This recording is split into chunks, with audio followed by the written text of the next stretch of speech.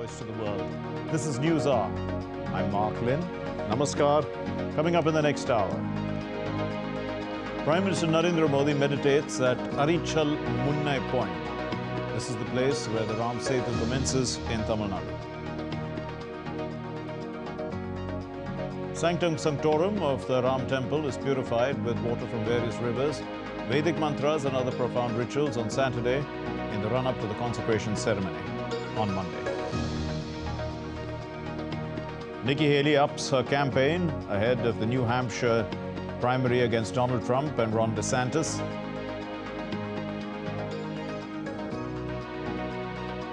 Djokovic leads the top seeds into the round of 8 at the Australian Open in Melbourne.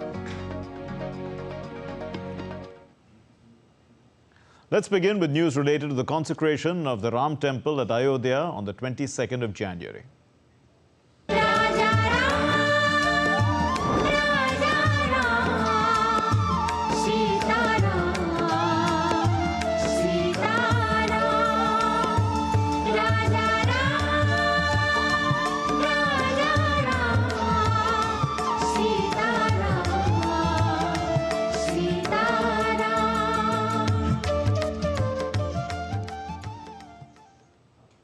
Prime Minister Narendra Modi visited the southern point of Tamil Nadu, Arichal Munai, near Dhanushkodi. Hindu mythology tells us that Arichal Munai is the place from where the Ram Setu was built and Lord Ram began his journey to Lanka. Lord Ram took the vow to defeat Ravana from Arichal Munai, and he and his legion then built the Ram Setu to reach Sri Lanka and bring back goddess Sita. This holy soil from where he proceeded to Lanka is a symbol of Bharat's resilience, the ability to win over any challenge. Arichal Munai also is known as Cape Comorin or Kanyakumari Point. It's historically and geographically important as the southernmost tip of the Indian mainland in the state of Tamil Nadu. Ahead of the consecration ceremony at the Ram temple in Ayodhya, the Prime Minister has been visiting several temples across India. He visited the Kalaram temple in Maharashtra, the Tripuraya Ramaswamy temple in Kerala, and several shrines in Tamil Nadu as well.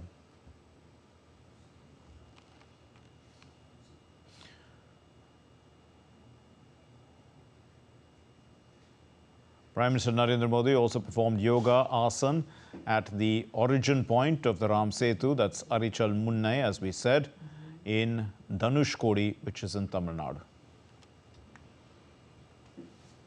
And the Indian Prime Minister Narendra Modi addressed an event organized for the foundation stone laying ceremony of the Kodaldham Trust Cancer Hospital in Gujarat. The Prime Minister said that healthcare models are revamped in the country with Ayushman scheme benefiting millions. Let's listen to what he said. Gujarat ने स्वास्थ्य के क्षेत्र में बड़े सुधार का model पेश किया है। यहाँ गांव-गांव में कम्युनिटी हेल्थ सेंटर्स खोले गए।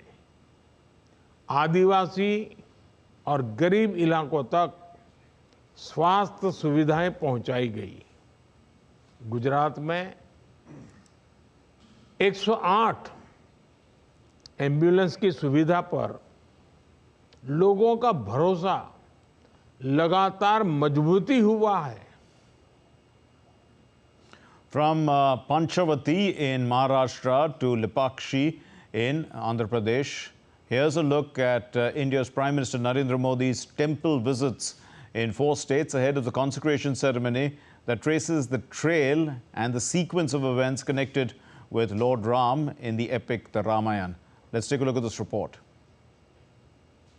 To participate in a ceremony like the consecration, one must try to connect with the divine force within oneself. Prime Minister Narendra Modi said as he began a special ritual of 11 days on January 12th ahead of the consecration ceremony in Ayodhya, scheduled for Monday. As part of this ritual or Yama Niyama, which are described as ethical guidelines in the Gita, PM Modi has been visiting temples with connection to the Ramayana. In the past 2 weeks, PM Modi has travelled from Maharashtra to Andhra Pradesh to Kerala to Tamil Nadu, starting from Panchavati in Maharashtra. PM Modi offered prayers at the famous Kalaram temple and listened to the verses of Bhavartha Ramayan written in Marathi.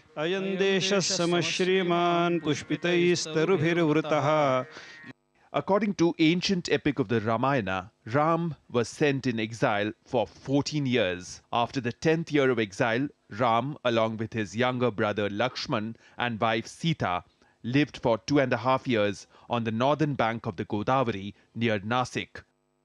This place is known as Panchavati. While it is not exactly known how the temple got its name, it is believed that Lord Ram killed 14,000 demons in just 1.5 minutes, and therefore it is called Kala Ram, as he invoked his Kala Roop or dark side to slay them.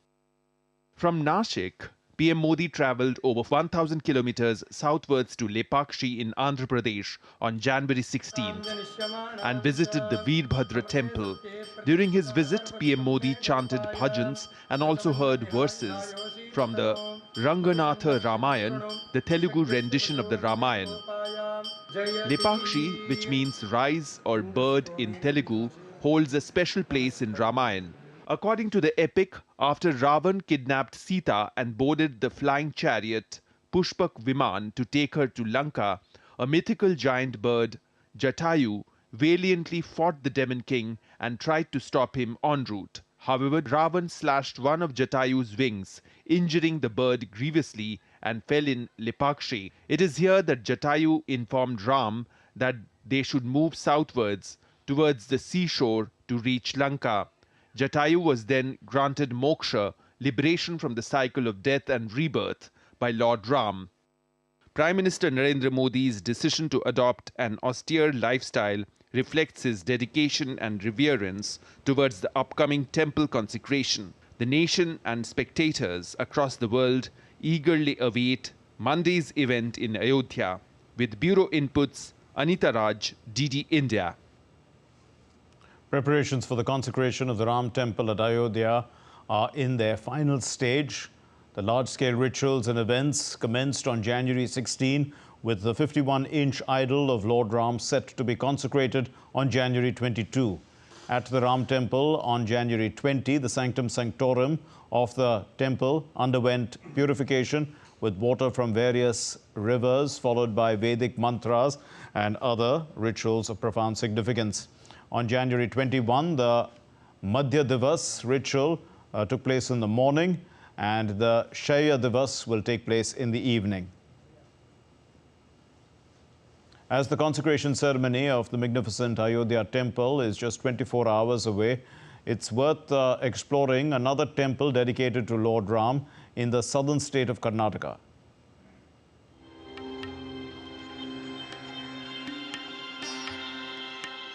The Hazar Ram temple is an important shrine dedicated to Lord Ram, the revered Hindu deity.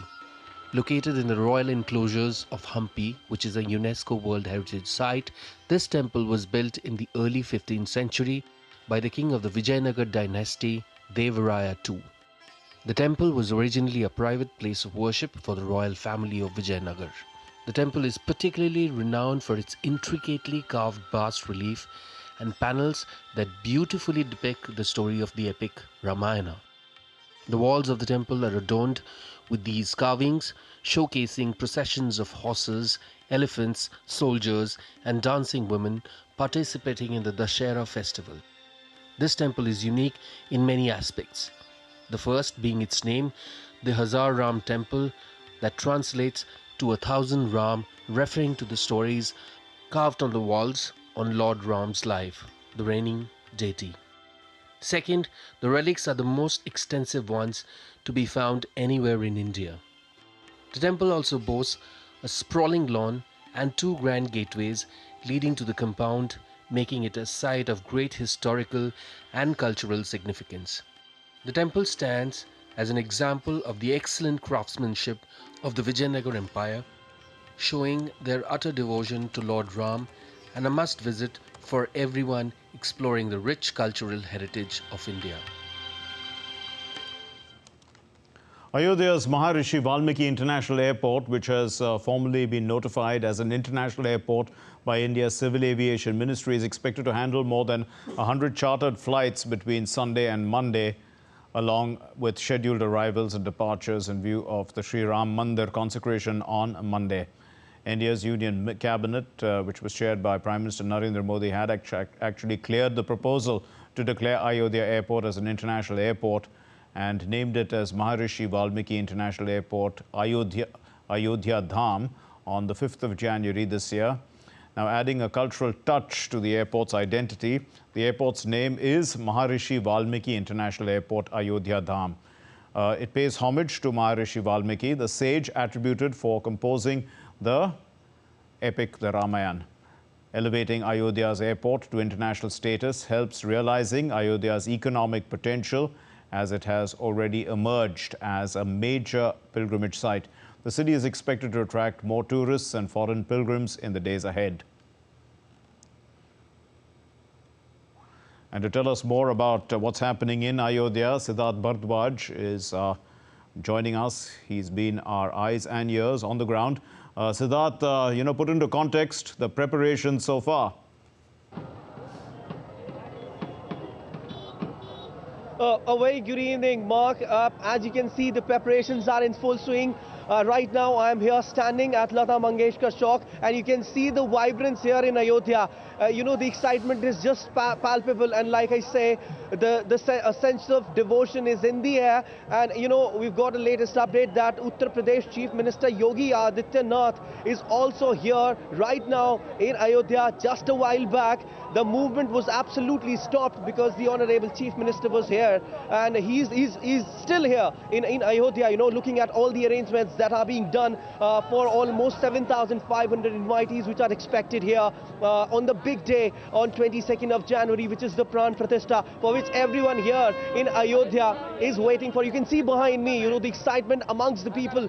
They are very much excited for the big day. They are excited for the rituals as well, which have been unfolded few days back. They are enjoying every bit and moment of this, whatever is happening here in Ayodhya. It's just unbelievable and very hard to put it in words. Everywhere we can just hear Jai Shri Ram chants, and people are just dancing and cultural activities are happening. I can see with my eyes here, the cultural activities are going on, alongside the pavements. There are graffitis as well. The entire Ayodhya is, what should I say? Entire Ayodhya is jumping in joy and waiting for the big day. Absolutely. As you can see behind me, the security arrangements are also very tight. Ahead of the consecration ceremony. Indeed, there's a great sense of anticipation there in Ayodhya. There are different units that are being deployed. Right. Siddharth, also, how have people been preparing themselves spiritually for the consecration? You've been telling us over the last few days about how this is a sacred ceremony and there's a sense of devotion. Well, definitely, Mark. There's a collective sense of eagerness, not just amongst the locals, but also in the tourists, pilgrims and devotees who have come here to make this historic moment a grand success, Mark. People are just, wearing orange and chanting Jai Shri Ram and dancing. Like I say, cultural activities are going on. They are preparing themselves, giving a good vibe here ahead of the big day. This is how they are preparing themselves, for the big day. And if I talk about the ghats, the ghats are full. People are going there. Aarti happens every day. When the sun sets in Ayodhya, Ayodhya illuminates, and the entire Ayodhya gets covered with vibrant colors. And it's a sight to see. People should come here and see what is happening. But the darshan will only start after 22nd. Like from 23rd onwards, common people can do darshan, at the Ram temple. But right now, as per the situation, I should tell you, Mark, this, that in and around temple, security is very tight. No one is allowed to go. and only vehicles with proper pass are allowed to enter on the streets of Ayodhya. Otherwise, no vehicle is allowed on the streets of Ayodhya. Security is very tight, like I say. Artificial intelligence is playing pivotal role in security. Also, there are different units that are being deployed in Ayodhya to make sure that this sacred event unfolds safely, securely, and smoothly. As people wait for the big day on 22nd of January, Mark. We leave it there. Thank you very much, Siddharth Bharadwaj, joining us from Ayodhya. Still to come here on DD India News Hour. Stalemate continues after nearly 23 months of fighting between Russia and Ukraine. The world's largest natural ice skating rink in Canada is going to open once again on Sunday after 2 years. Ecuador's armed forces seize a semi-submersible vessel with 3.2 tons of drugs at sea.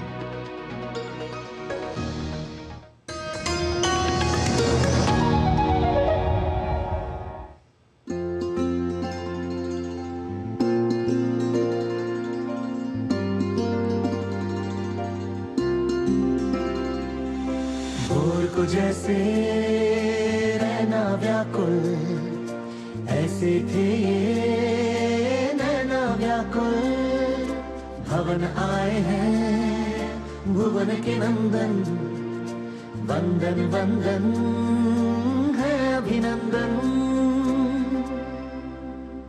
हमारे पूर्ण हुए हैं काम बना है भव्य प्रभु का धाम मिला व्याकुल मन को विश्राम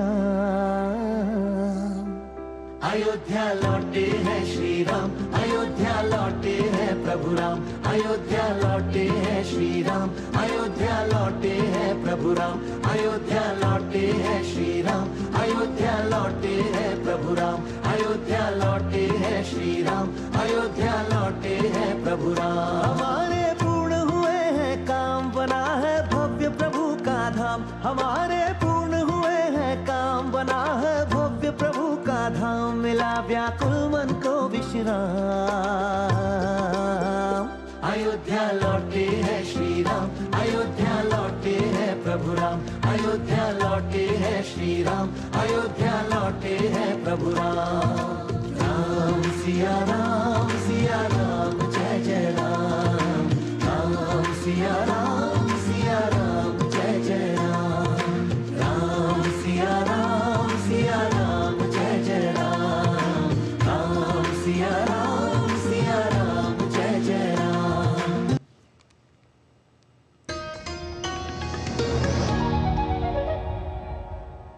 You're watching DD India News Hour. I'm Mark Lynn. In Afghanistan, a tragic plane crash has taken place in the mountains of Topkhana. The head of the Department of Information and Culture of Badakhshan, Zaibullah Amiri, as quoted by Afghanistan media, has said that the team had been sent to investigate the accident or the incident. And the aircraft, in fact, was an air ambulance, and it was flying from Thailand to Moscow, and it had stopped for refueling at Gaya in India. Meanwhile, India's Civil Aviation Ministry had clarified on X that the unfortunate plane crash that occurred in Afghanistan is not an Indian scheduled aircraft nor a non-scheduled chartered aircraft. It is a Moroccan registered small aircraft. We'll get you details as we get them. In international updates now, a missile attack on an airbase in the western Iraq has injured several U.S. military personnel, including an Iraqi service member. The attack has been carried out by an Iran-backed militia, the Islamic Resistance of Iraq, and this, in fact, has claimed multiple attacks. This group has claimed multiple attacks against the U.S. forces in recent weeks. The U.S. military has said most missiles were intercepted, but some evaded air defenses. The attack is the latest in a series of attacks on U.S. positions in Iraq and Syria. News from the U.S. presidential elections. In a final stretch of campaigning for the Republican presidential nomination, the former South Carolina governor, Nikki Haley, and the former President Donald Trump will make their closing arguments in New Hampshire on Sunday. The voters will go to the polls on Tuesday. Trump had addressed a stadium full of cheering supporters in Manchester on Saturday night, encouraging them to go to the polls on Tuesday when the primary will take place. But he also appeared to shift some of the focus to the next major nominating contest, that's in South Carolina, in late February. So you need to get every patriot you know and turn them out to vote in record numbers. We have to not win, we have to win by a lot, because we have to send a signal in November that we're coming. We're coming. Meanwhile, time is running short for the former South Carolina Governor Nikki Haley, who served as Trump's ambassador to the United Nations, to topple the Republican presidential frontrunner after his victory in the Iowa caucuses underscored his dominance in the primary race. At a campaign rally in Nashua in New Hampshire on Saturday, Haley addressed issues like national security, immigration, mental competency tests for lawmakers, among others. Now, despite expressing support for Donald Trump's policies and noting that she voted for the former president twice, Haley said that the U.S. would not survive a second Trump term. I voted for Donald Trump twice. I was proud to serve America in his administration. I agree with a lot of his policies. But rightly or wrongly, chaos follows him. You know I'm right. Chaos follows him. And we can't have a country in disarray and a world on fire and go through 4 more years of chaos. We will not survive it. The Democratic Republic of Congo President Felix Tshisekedi has taken oath for a second 5-year term on Saturday in the capital, Kinshasa, after securing a landslide victory in the general elections held in December. His opponents had refused to recognize this election because of widespread irregularities. The authorities acknowledged that there were some issues, but they dismissed allegations of stealing the vote. The ceremony was attended by African heads of state and other foreign envoys, including from the United States, China and France.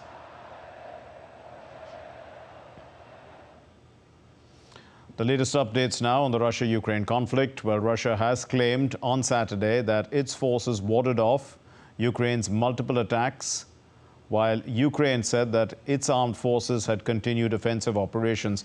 The Russian Defense Ministry said that its army repelled the attacks from the Ukrainian army in Kupiansk, Donetsk, Krasny, Liman and other directions, and hit Ukraine's German-made radar station, artillery systems and other targets.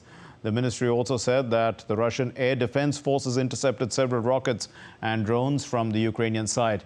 On the same day, the General Staff of the Armed Forces of Ukraine claimed that over the past 24 hours, the Ukrainian armed forces had continued their offensive operations in multiple directions. It also said that its air force had carried out strikes on Russian air defense systems, ammunition depots and other targets. Its rocket force struck a Russian combat post, a command post, and also an electronic warfare unit. Meanwhile, a fire broke out at Russia's largest gas terminal on the Baltic Sea on Sunday. This comes amid the reports of an explosion and also Ukraine drone sightings in the area. According to officials, there were no casualties. However, the cause of the fire is yet to be ascertained. Investigation is underway. Russia-Ukraine counteroffensive continues, as we said, as Ukrainian forces shelled the city of Donetsk in eastern Ukraine. According to Russian officials, 13 people were killed in the attack. Emergency services were working at the scene, and relevant specialists were also flying. They were trying there to collect fragments of the weapons used in the attack. The Israeli army released footage of what it said was a tunnel discovered by Israeli soldiers in the Gaza Strip, comprising of cramped cells where the military said Hamas kept about 20 hostages. The video showed narrow passageways in the tunnel, which the army said was a kilometer long and rigged with blast doors and explosives. It also contained rooms behind metal bars, toilets, mattresses, pots and pans at the sink.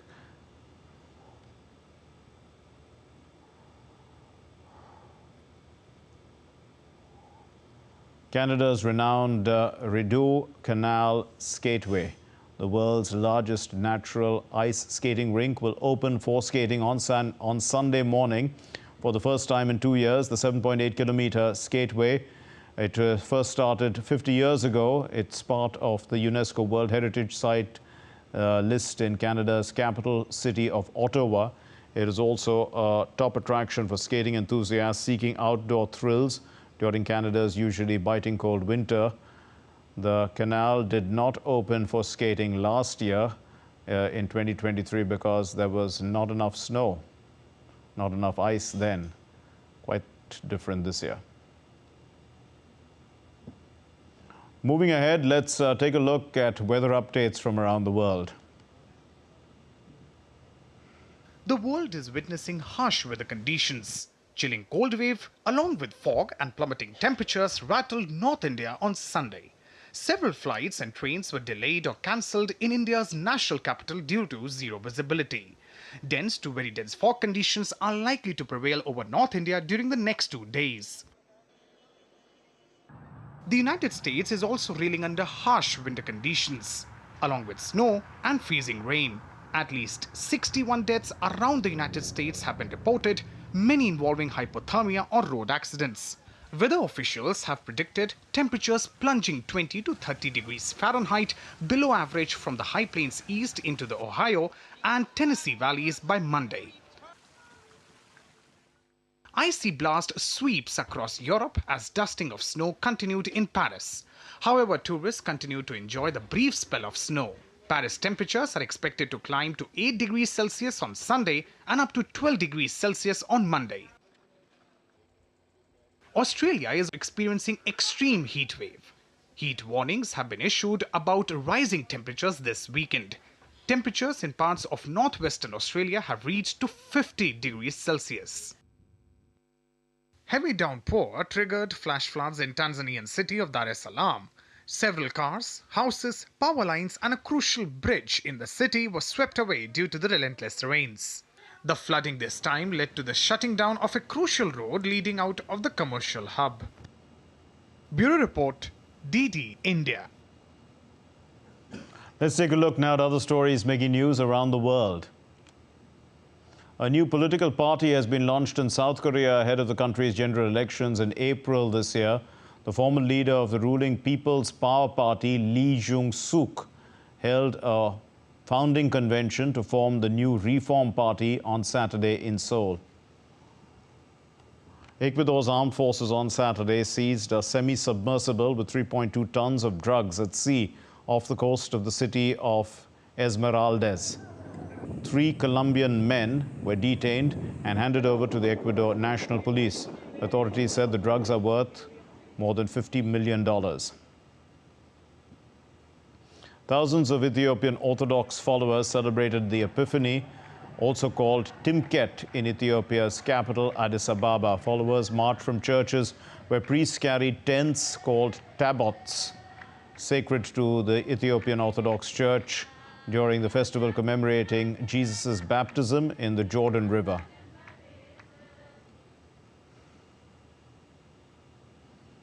Catholics in Nicaragua participated in festivities to celebrate the feast of Saint Sebastian, the patron saint of Diriamba. Performers in vibrant and colorful masks and attires took part in traditional dances during the festival, which is more than 100 years old.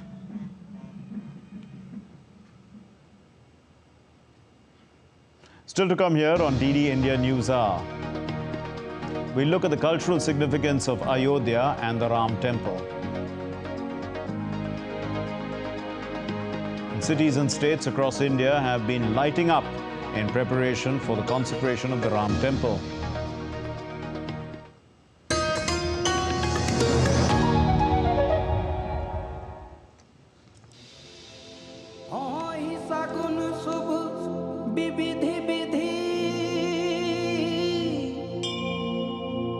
बाजहि गगन निशान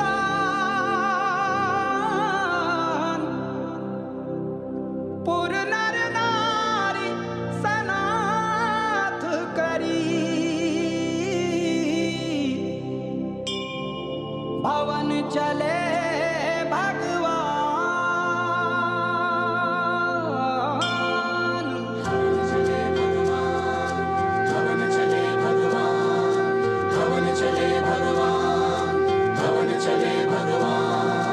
हर्षित मन है, हर्षित आँखें, हर्षित धड़कन, हर्षित सांसें, हर्षित मन है, हर्षित आँखें, हर्षित धड़कन, हर्षित सांसें। ये वन उपवन हर्षाए हैं, ये धरा गगन हर्षाए हैं, जल अगन पवन हर्षाए हैं।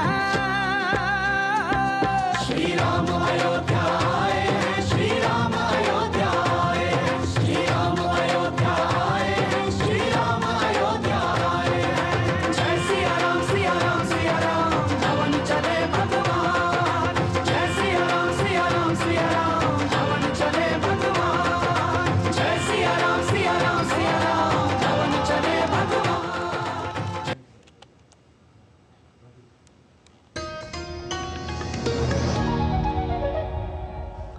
You're watching DD India News Hour. I'm Mark Lynn. Here's a recap of our main stories. Prime Minister Narendra Modi meditates at Arichal Munai Point, which is the place where the Ram Setu commences in Tamil Nadu.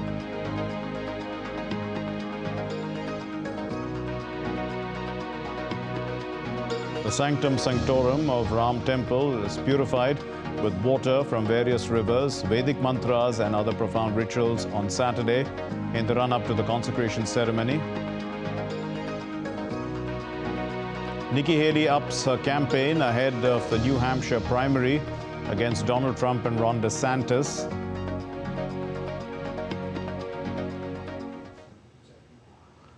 Well, the Indian Prime Minister Narendra Modi was recently at Arichal Munai, which holds a special significance in Lord Ram's life and is the southernmost part of India.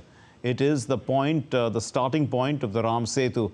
The Prime Minister shared glimpses of his recent visit. Let's take a look.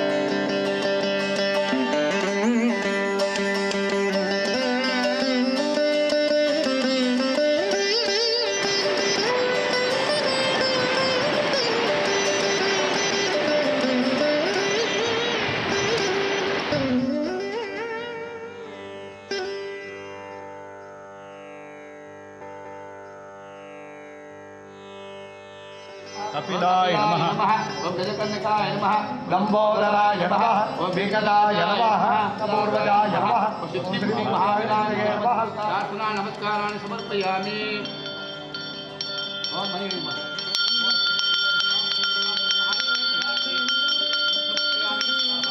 Narmada Saraswati Sindhu Kaveri पूजनम करिष्ये। बाबा जय घोड़ाय कंदकदेवतीना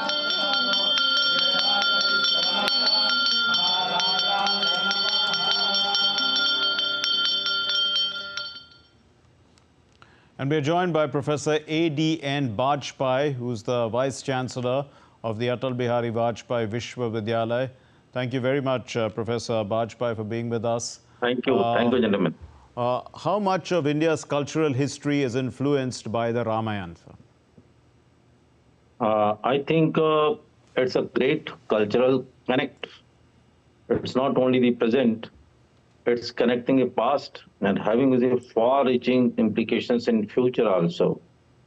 I used to say that more we move away from Rama, more we become disintegrated.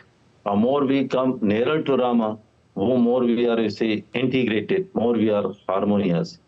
You see, Ram is one of the 10 avatars of Indian traditions, Vaishnava avatars. Ram is a king, but you see, Ram behaves like a human man.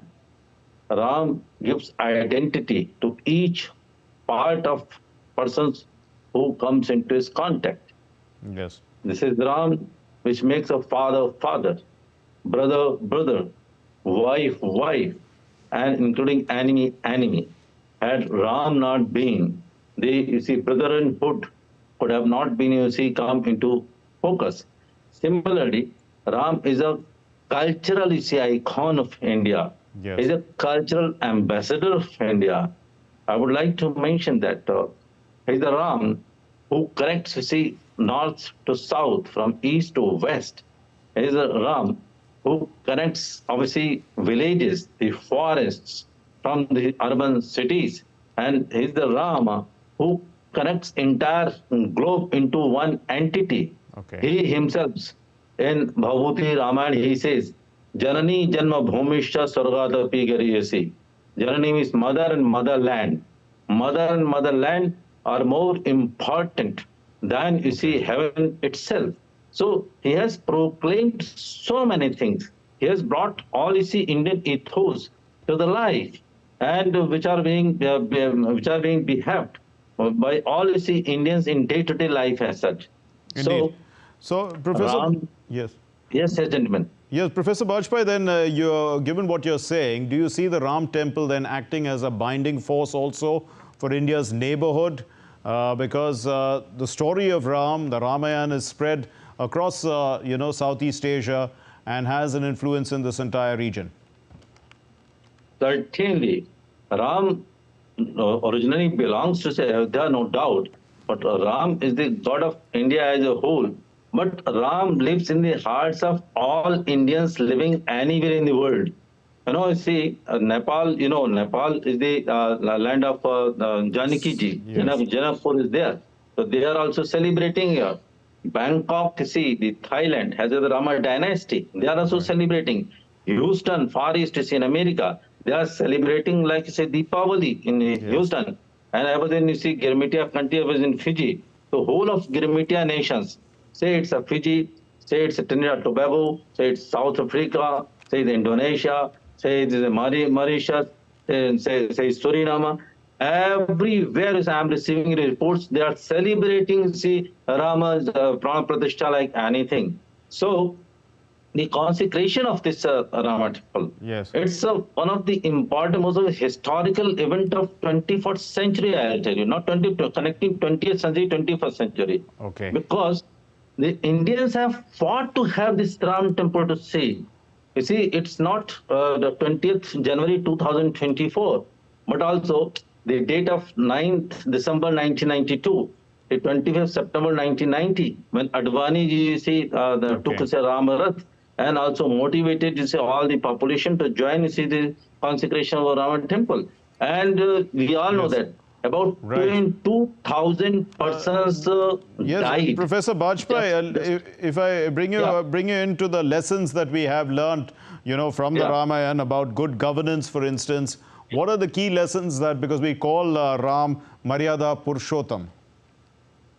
Actually, gentlemen, the main value system for Rama lived, that is to sacrifice. Love is there, benevolence is there, magnanimity is there, brotherhood is there, everything is there. But to sacrifice for the society, sacrifice for the democracy, sacrifice for the nation is the key, for Rama. Sure. Rama sacrificed, his own kingdom for the sake of democratic setup. And also, when he fought against Ravana, he killed Ravana, then he did not become the king of Sri Lanka. He gave to Vibhishana. Everywhere you will find is sacrificing. Right. And that is the value system we are behaving today also. Okay. With consecration of the Rama temple, I'll tell you, most of the things, there is a Maryada Purushottam.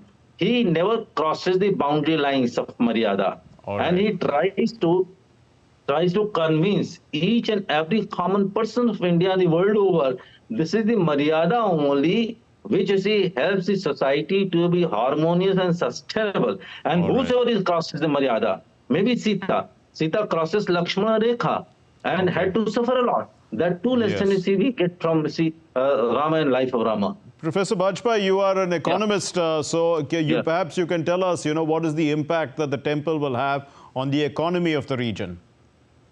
Actually, it's a very, very good question. You see, Rama doesn't believe in only economy. We are having three main dimensions of development: Adi Daivik, Adi Bhautik, and is Adhyatmik.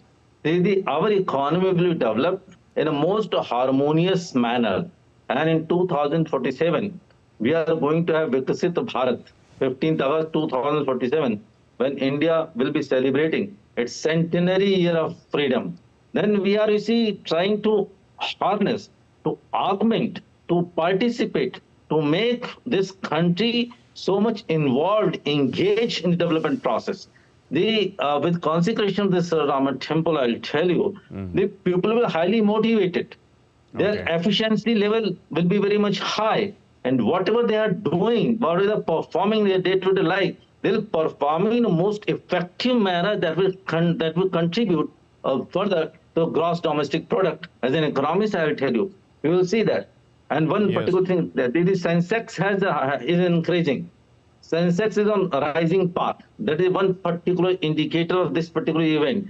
And also you'll find that many more things will come. Many startups might come. The economies of temples also will be regenerated. And the most powerful thing that the moral of Indians, morals of Indian entrepreneurs would you see increase many times as more, which will help our economy on a I'll take your last point and then ask you this question because people are watching on TV and they'll be watching the consecration as well tomorrow. So how should they prepare themselves? After all, it is a sacred ceremony. How should they prepare themselves for this ceremony?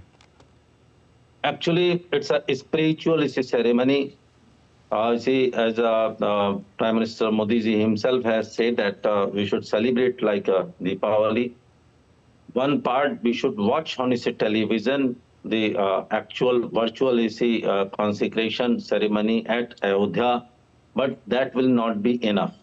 Just to bring that consecration in our own soul, our own body systems, I think we should observe silence for at least 1 hour so that the entire things is absorbed in our body line, and at evening we can go for the Deepavali celebration and everything. We can go for the Ram Mantra Jap, Ram Rameti, Rameti, Rame Ram Manorame, or there are so many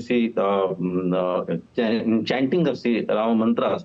They can also go for that. That will help you see in a better manner. Professor A.D.N. Bajpai, thank you very much for enlightening us and giving us an understanding of how the cultural significance of the Ram Temple. Still to come here on DD India News Hour. All the top seeds are through to the quarterfinals at the Australian Open. And we'll get you an update also on the Khelo India Youth Games.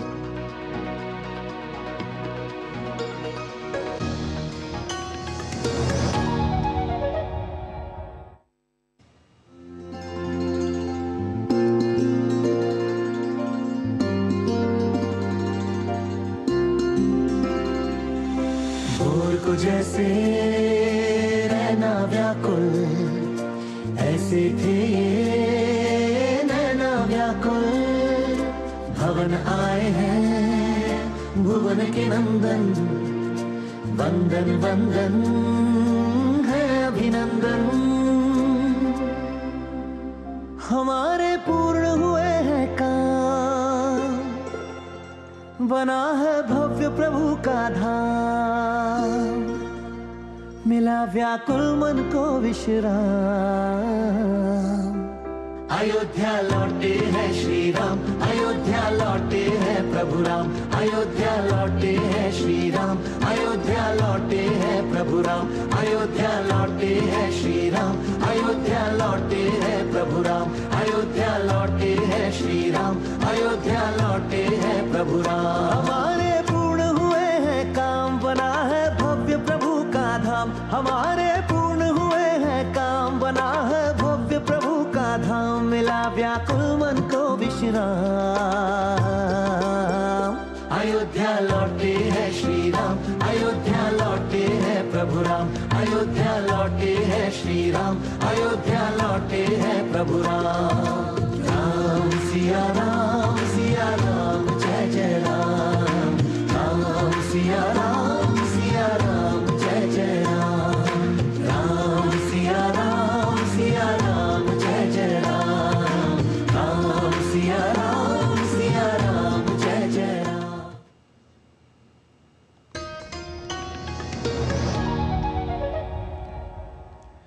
Watching DD India News Hour, I'm Mark Lynn. And now let's get you all the sports news.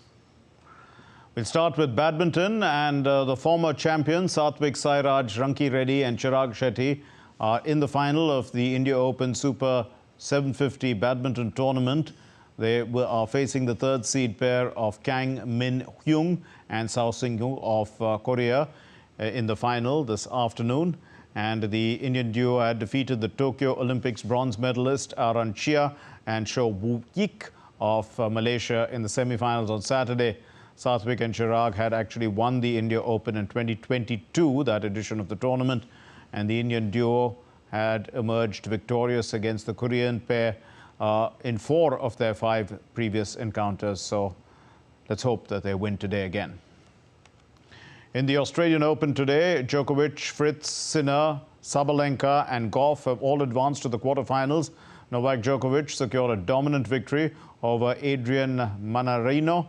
The 10-time champion won quite convincingly, 6-love, 6-love, 6-3 to reach the quarterfinals. The Serb powered to a 32nd straight match victory at the tournament and a 58th Grand Slam quarterfinal, equaling the all-time record of Roger Federer.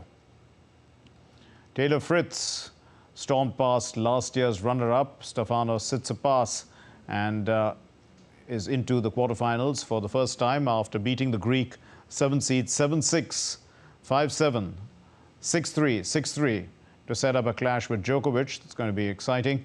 The 12th seed arrived in Australia having never beaten the top 10 opponent at a Grand Slam event, and sealed a memorable victory with a clinical performance to equal his best result at a major.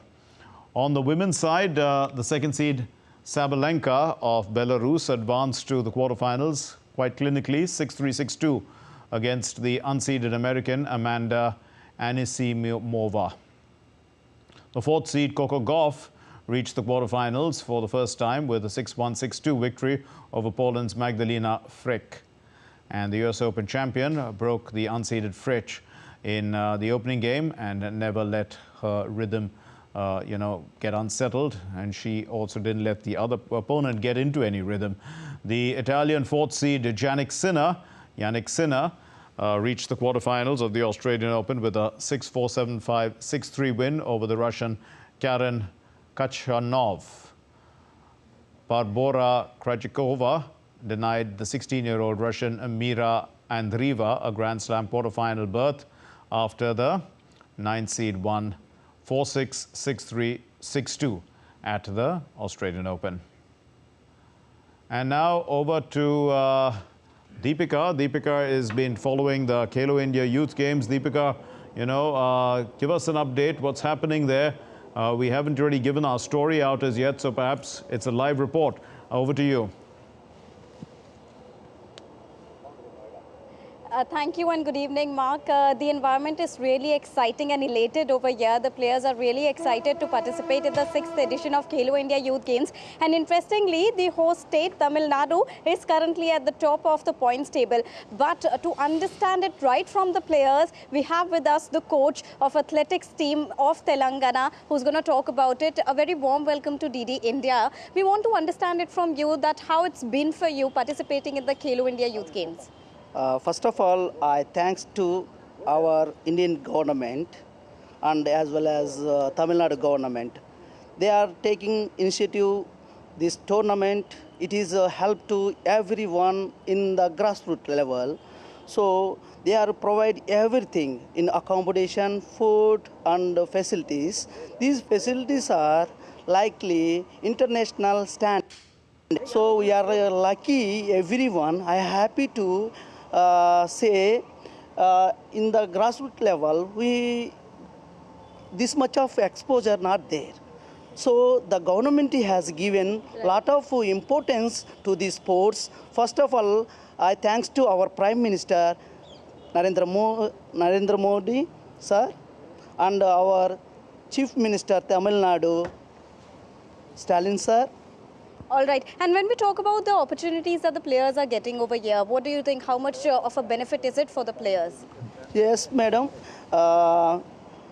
Player get good opportunity and scholarships and everything getting, once get the medal, they get good opportunities and good training facilities and competition exposure, everything. This is one type of international standards. And when we talk about international standards, we also have to remind our viewers that this is a very important year because Olympics are going to take place. We've seen India reaching the mark at the Asian Games also. What do you think, how much of a help this becomes when the players are looking forward at their long-term goals and thinking about Olympics? Just before we saw in 1947 to still now, we haven't that much of exposure. Now recently we saw everything in the Asian Games, Asian Championship. We got more than 100 medals in India. So we are lucky, we are part of our country. So I thanks to everyone. And especially Khelo India Youth Games coming to Tamil Nadu, the South Indian players here are getting a boost? Yes, definitely. Tamil Nadu and South India. South India especially, this is a great opportunity utilized for everyone, and I thanks to everyone. So first of all, Tamil Nadu people, please come and visit our Khelo India Youth Games. Indeed, indeed. This is a very important message that he's given, that the viewers also should come here to boost the morale of the player and talk about Khelo India Youth Games. They should come and visit Khelo India Youth Games because there are many cultural performances which are ongoing on an everyday basis to entertain the players also. Apart from the infrastructural boost the Khelo India scheme has given to the entire country, this segment becomes more important because Tamil Nadu players are particularly getting a huge boost over here. Mark. Right. Deepika, you know, I mean, there are also a lot of Indian sports at the Khelo India Youth Games, yoga and Malakkam and all these things. Can you, fill us in for the sake of our international viewers about these games and how different they are from the common ones? Indeed, Mark, we have Olympic Games here at this edition of Khelo India Games, which is the format of Khelo India Games usually. But from the past few editions, Khelo India also introduced few indigenous sports to its sporting list also.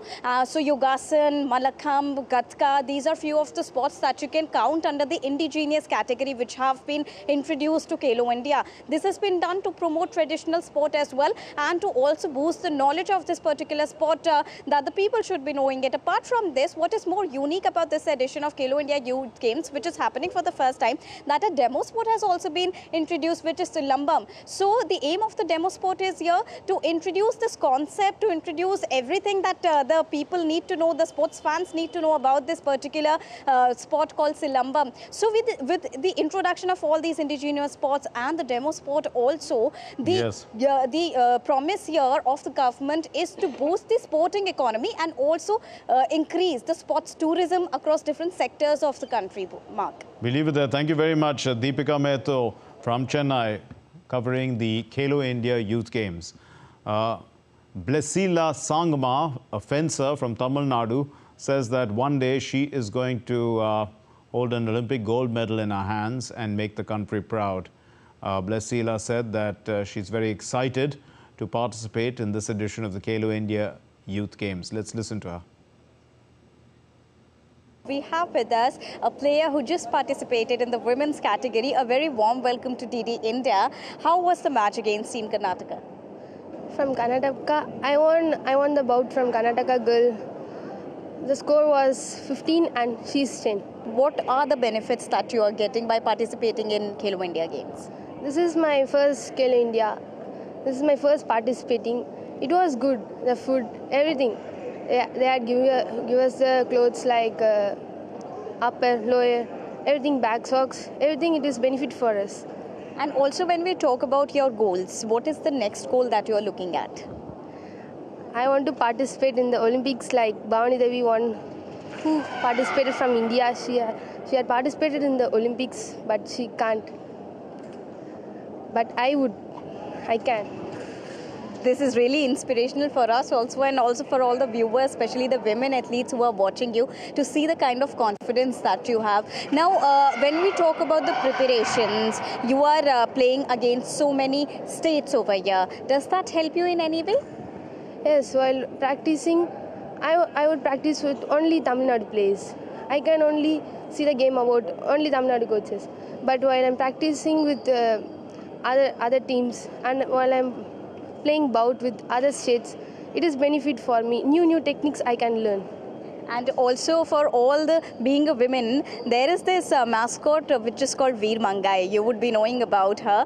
And how does this particular mascot give you an inspiration being a powerful woman? Yes, while she is carrying the gold medal, I would dream like this. I should carry a gold medal, Olympic gold medal. I would try.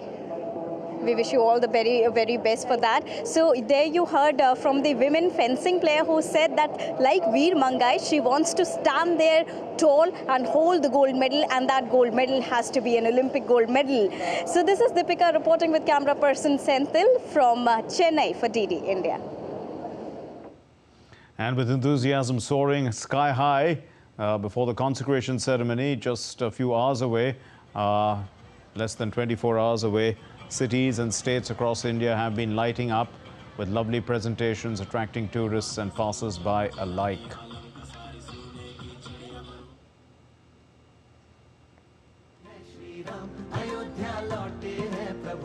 Ayodhya लौटे हैं श्री राम अयोध्या लौटे हैं प्रभु राम अयोध्या लौटे हैं श्री राम अयोध्या लौटे हैं प्रभु राम अयोध्या लौटे हैं श्री राम अयोध्या लौटे जैसे रहना व्याकुल ऐसे थे ये नैना व्याकुल भवन आए हैं भुवन के नंदन वंदन वंदन है अभिनंदन हमारे पूर्ण हुए हैं काम बना है भव्य प्रभु. Well, tomorrow is the main ceremony day as the Ram temple in the Indian city of Ayodhya is decked up with flowers and major decorations to welcome India's Prime Minister for the grand consecration event. These are the latest DD India visuals that we are giving you an insight of the temple. These are exclusive visuals, DD India exclusive visuals of the temple a day ahead of the consecration ceremony. That's all we have in this edition of DD India News Hour. Let's know your thoughts on the news of the day. Connect with us on Facebook, X, which was formerly called Twitter, and Instagram. We'll be back with more news as it breaks here on DD India. My name is Mark Lin. From all of us here in Delhi, thank you very much for watching DD India News Hour. Namaskar.